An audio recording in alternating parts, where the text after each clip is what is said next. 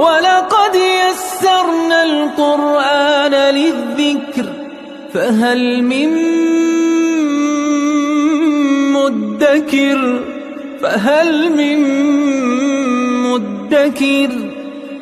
اعوذ باللہ من الشیطان الرجیم بسم اللہ الرحمن الرحیم الحمد للہ رب العالمین وصلی اللہ علی سیدنا و نبینا ابی القاسم المصطفى محمد وعلى آلہ الطیبین الطاہرین المعصومین اما بعد اعوذ باللہ من الشیطان الرجیم بسم اللہ الرحمن الرحیم اللہ لا الہ الا هو الحی القیوم لا تأخذه سنة ولا نوم له ما في السماوات وما في الأرض من ذا الذي يشفع عنده إلا بإذنه يعلم ما بين أيديهم وما خلفهم ولا يحيطون بشيء من علمه إلا بما شاء وسع كرسيه السماوات والأرض ولا يؤوده حفظهما وهو العلي العظيم صدق اللہ العلی العظیم۔ سورہ بقرہ کی آیت نمبر 255، جس آیت کو آیت الکرسی کے نام سے یاد کیا جاتا ہے، اس لفظ کی وجہ سے جو اس میں ہے وسع کرسیہ السماوات والارض، اور یہ بافضیلت ترین آیات میں سے ہے، بہت ہی اہم آیات جس میں پروردگار عالم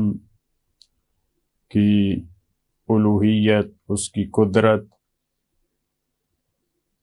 کا تذکرہ موجود ہے۔ بعض روایات کی روشنی میں مولا کائنات فرماتے ہیں کہ جب سے اس آیت کی فضیلت کو رسول خدا صلی اللہ علیہ وآلہ وسلم نے میرے لیے بیان کیا، اس دن کے بعد کوئی ایسا دن نہیں گزرا کہ میں نے اس آیت کی تلاوت نہ کی ہو۔ اور آج بھی علماء عرفاء فرماتے ہیں کہ مادی اور معنوی مشکلات کے حل کے لیے آیت الکرسی ہر نماز کے بعد اگر اس کی تلاوت کی جائے تو یہ واقعاً اکثیر ہے اور بہت ہی پرمغز اور پر اثر آیت ہے، کیونکہ آیات کی فضیلت، ویسے تو ساری قرآنی آیات مقدس ہیں، بابرکت ہیں، لیکن وہ آیات جن میں پروردگار عالم کا ذکر ہے، ڈائریکٹ اس کی عزت اور عظمت کا، اس کی قدرت کا، اس کی الوہیت اور ربوبیت کا، کیونکہ وہ خود کائنات کا خالق ہے، مالک ہے، کائنات کا رب ہے، ساری چیزوں کو فضیلت اس نے دی ہے جو فضیلتوں کا خالق ہے، جو فضیلتوں کا مالک ہے۔ تو وہ آیات جو اس کو بیان کرتی ہیں، جو اس کی ذات، جو اس کے صفات کو، وہ بلند ترین اور بابرکت ترین آیات ہیں، خصوصاً ان میں سے آیت الکرسی۔ اس میں فرمایا اللہ لا الہ الا هو الحی القیوم، اللہ وہ ذات ہے جس کے علاوہ کوئی معبود نہیں، اس کے علاوہ کوئی ایسی ہستی نہیں ہے جو عشق کے قابل ہو، جس کی عزت اور عظمت کا سن کر عقلیں دنگ رہ جائیں، ایسی کوئی ہستی نہیں ہے، وہ فقط اللہ ہے۔ حقیقی معنوں میں جس سے محبت کی جاتی ہے، جس سے عشق کیا جاتا ہے، جس کی اطاعت کی جاتی ہے، وہ اللہ کی ذات ہے، اس کے علاوہ کوئی معبود نہیں۔ الحی القیوم، وہ حی ہے اور قیوم ہے۔ حی اس ذات کو کہتے ہیں کہ جس کی حیات خود اپنے آپ سے ہو، کسی اور نے اس کو زندگی نہ دی ہو، اور حقیقی زندگی وہی ہوتی ہے۔ دوسری جتنی کائنات کی چیزیں، ان سب کی زندگی، ان کی حیات کسی کی عطا کردہ ہے، ان کی زندگی اپنے آپ سے نہیں ہے، وہ اپنی زندگی کے مالک نہیں ہیں۔ جتنی مخلوقات ہیں، حقیقی معنوں میں جو زندہ ہے، جو حیات کا مالک ہے، وہ پروردگار عالم کی ذات ہے۔ ذاتاً وہ حی ہے، حی القیوم، اور وہ قیوم بھی ہے، یعنی وہ نگران ہے، وہ تمام کائنات، تمام موجودات کے جتنے نظامات ہیں، ان کی جتنی ضروریات ہیں، ان کی تدبیر کرنے والا ہے، ان کے لیے وہی قیام کرتا ہے۔ وہ ایسا قیوم ہے، اس کے قیام کے نتیجے میں ہر چیز کی ضرورت پوری ہوتی ہے۔ وہ ایسا حی اور قیوم ہے، لا تأخذہ سنۃ ولا نوم، اس کے حی اور قیوم ہونے کی یہ دلیل ہے آیت کا بعد والا حصہ۔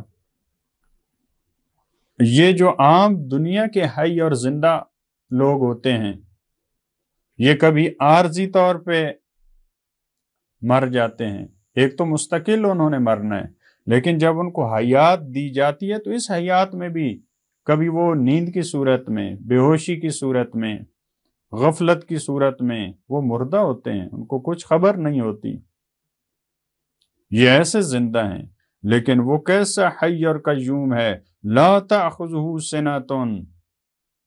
نہ اسے اونگ آتی ہے، ولا نوم، نہ اسے نیند آتی ہے۔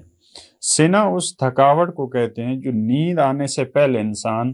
کو ایک تھکاوٹ سی عارض ہوتی ہے، جس کے نتیجے میں پھر اس کے بعد والے مرحلے میں اس کو نیند آتی ہے۔ یعنی نیند کا مقدمہ جو ہوتا ہے، نیند کے لیے جو تمہید ہوتی ہے انسان کی، اس کو سنا کہتے ہیں۔ وہاں پہ کچھ ہوش حواس ہوتے ہیں افراد کے، لیکن نوم میں پھر بالکل نہیں ہوتے۔ وہ بڑا مرحلہ ہے، وہ سخت مرحلہ ہے۔ تو پروردگار عالم ایسا قیوم ہے، اس کو نہ سنا آتی ہے نہ نوم، یعنی کسی قسم کا ایسا کام جس سے سستی پیدا ہو، جس سے غفلت آئے، وہ اس قیوم میں نہیں ہے۔ لہو ما فی السماوات و ما فی الارض، وہ ایسا حی و قیوم ہے، اس کی ملکیت ہے جو کچھ آسمانوں میں ہے اور جو کچھ زمین میں ہے۔ پہلے اس کی الوہیت کا تذکرہ، اللہ لا الہ الا هو الحی القیوم، حی القیوم میں اس کی قیومیت کا تذکرہ، پھر لہو ما فی السماوات و ما فی الارض، اس میں پروردگار کی مالکیت کا تذکرہ، ساری چیزیں اسی کی ملکیت ہیں۔ من ذا الذی یشفع عندہ الا باذنہ، کون ہے جو شفاعت کرے اس کے ہاں مگر اس کے اذن کے بغیر، یعنی اس کی اجازت کے بغیر کوئی وہاں پہ شفاعت بھی نہیں کر سکتا۔ ایسا نہیں ہے کہ افراد کو اجازت ہے، جیسے مرضی ہے ان کی افراد کی وہاں پہ شفاعت کریں، اس کی اجازت کے بغیر۔ لہذا بعض دوسری آیات میں فرمایا کہ جس سے وہ راضی ہو جائے یا جس کو وہ اذن دے گا وہ وہاں پہ شفاعت کر سکتا ہے، وگرنہ وہاں پہ کسی کو بولنے کی اجازت نہیں ہے، اس کے سامنے کسی کی شفاعت کی اجازت نہیں ہے، کسی وسیلے کی کسی کو اجازت نہیں ہے، مگر یہ جس کی وہ اجازت دے۔ من ذا الذی یشفع عندہ الا باذنہ یعلم ما بین ایدیہم، وہ جانتا ہے ما بین ایدیہم، جو ان کے سامنے کی چیزیں ہیں۔ وہی افراد جو اس کے ہاں شفاعت کریں گے، یعنی وہ جو محشر کے شفیع ہیں، چاہے وہ انبیاء ہیں، اولیاء خدا ہیں، فرشتے ہیں، یعنی وہ اس کے ہاں شفاعت کر سکتے ہیں، لیکن پروردگار عالم کا جو علم ہے وہ ان تمام کے علم پہ حاوی ہے۔ اس کو علم ہے جو ان کے سامنے کی چیزیں ہیں، وما خلفہم، اور ان سے جو مخفی ہیں، یعنی وہ عالم شہود اور عالم غیب دونوں کا جاننے والا ہے۔ بہت ساری چیزیں جو ان کے علم میں نہیں ہیں، جو شفیعان محشر ہیں، وہ پروردگار کے علم میں ہیں، لہذا وہ ان پہ ناظر ہے۔ وَلَا يُحِيطُونَ بِشَيْءٍ مِّنْ عِلْمِهِ، اور یہ جو شفاعت کرنے والے ہیں یہ احاطہ نہیں کر سکتے کسی قسم کا بھی پروردگار کے علم کا۔ ایسا نہیں ہے کہ یہ پروردگار کے علم پہ، کیونکہ جو محیط ہوتا ہے، جو احاطہ کرتا ہے، اس کا مطلب ہوتا ہے کہ اس کا علم زیادہ ہے، اس کا علم زیادہ ہے۔ جب بھی ایک چیز دوسری پہ احاطہ کرتی ہے تو جو محیط ہے وہ چیز بڑی ہوتی ہے، تب احاطہ کرتی ہے۔ لہٰذا یہ شفیعان محشر یہ اس کے علم کا احاطہ نہیں کر سکتے، الا بما شاء، مگر اتنا جتنا پروردگار کی مشیت اور جتنا اس کے ارادے میں ہے، یعنی اتنا ان کو علم دیا ہے پروردگار عالم نے، اتنا علم ان کے پاس ہے جتنا مشیت پروردگار میں ہے، جتنا خدا چاہتا ہے ان کو علم دیتا ہے۔ لہٰذا انبیاء علیہ السلام، اولیاء، فرشتے، ان کے پاس اتنا ہی علم ہے، چاہے وہ علم غیب ہے، چاہے دوسرا علم ہے، عالم شہود، عالم غیب، اس کا علم ان کے پاس اتنا ہی ہے جتنا پروردگار نے دیا ہے، لیکن وہ جتنا دیا ہے وہ بہت زیادہ ہے، اس کا احصاء نہیں ہے، اس کا شمار نہیں ہے۔ ہم اپنے حساب میں کہتے ہیں جب تھوڑا سا کسی کو دیا جائے تو وہ تھوڑا ہے، جب پروردگار اپنے علم میں سے کسی کو دیتا ہے تو اس کا تھوڑا بھی ہماری فکر اور ہماری سوچ سے بالا تر ہے۔ وسع کرسیہ السماوات والارض، اس کی سلطنت، اس کی ربوبیت وہ وسعت والی ہے، آسمانوں سے زیادہ وسیع ہے، زمین سے وسیع ہے، یعنی اس کی سلطنت فقط آسمانوں اور زمین پہ نہیں ہے، پوری کائنات پہ ہے، اس سے وسیع ہے۔ اسی وجہ سے اس آیت کو آیت الکرسی کہا جاتا ہے۔ البتہ یہاں پہ کرسی کا معنی سلطنت ہے، ربوبیت ہے، جو نظام کائنات کو چلانا ہے۔ وَلَا يَئُودُهُ حِفْظُهُمَا، اور پروردگار عالم کو آسمانوں اور زمین کی حفاظت کرنا یہ کام تھکاتا نہیں ہے اس کو، ان کی حفاظت اس کو یعودہ یعنی اس کو تھکاوٹ کا باعث نہیں ہوتی کہ پروردگار عالم جیسے ہماری جتنی بڑی ذمہ داری ہو ہمیں اتنی زیادہ تھکاوٹ ہوتی ہے، جتنے زیادہ کام ہو انسان تھک جاتا ہے، اتنا جلدی اتنا زیادہ،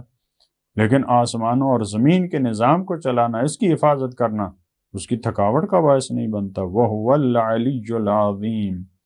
اور وہ عالی بھی ہے، وہ بلند و برتر بھی ہے اور عظمت والا بھی ہے۔